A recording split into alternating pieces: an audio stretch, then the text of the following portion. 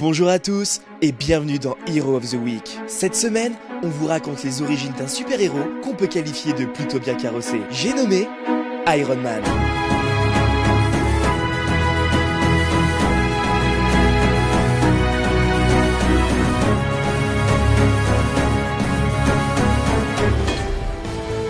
Iron Man, héros créé en 1963 par Stan Lee pour Marvel Comics, fait son apparition pour la première fois aux États-Unis dans le numéro 39 de Tales of Suspense.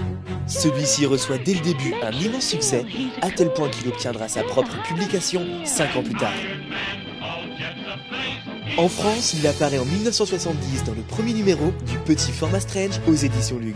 Certains épisodes parus depuis 1963 dans Tales of Suspense ne traverseront cependant jamais l'Atlantique. Nous sommes dans les années 60. Tony Stark, ingénieur de génie et président de Stark Industries, se rend au Vietnam. Sa mission, présenter aux soldats sa dernière invention, un transistor capable de décupler la puissance de n'importe quelle arme. En marchand d'armes patriotes, son objectif est d'équiper l'armée de son pays avec les armes les plus performantes que l'on puisse imaginer.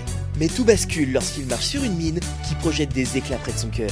Capturé par des rebelles vietnamiens, ces derniers l'obligent à leur fabriquer ce transistor pour leur propre compte.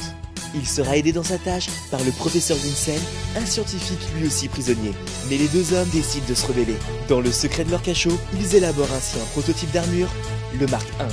Grâce à cette trouvaille, rudimentaire mais redoutable, nos deux prisonniers parviennent à repousser leur geôlier et à retrouver leur liberté. Mais Vincent s'en sortira cependant moins bien que Tony. Victime d'une crise cardiaque en voulant gagner du temps pour permettre à Stark de s'en sortir, ce dernier le vengera afin d'honorer sa mémoire. Profondément touché par cette expérience et placé au cœur du conflit américain et vietnamien, il décide de devenir lui-même un super soldat et d'affronter la plus grande menace de l'époque pour les États-Unis, les communistes. Et c'est ainsi que naît sur le papier Iron Man, l'homme de fer. Mais Stan Lee ne va pas s'arrêter là. Au fil du temps, son personnage va évoluer et des communistes, il passera à des adversaires bien plus redoutables comme le Dr Fatalis, Magneto ou encore le Mandarin qui sera considéré comme son némésis, et c'est avec la création des Vengeurs que celui-ci parviendra à entrer dans le cercle des héros les plus influents de l'univers Marvel. C'est ainsi qu'Iron Man a marqué la légende et qu'il continue d'avancer vers des aventures toujours plus inattendues. Hero of the Week, c'est terminé pour aujourd'hui. Au programme, la semaine prochaine, une plongée dans l'univers d'un héros qui prendra son envol afin de sauver le monde, le Faucon.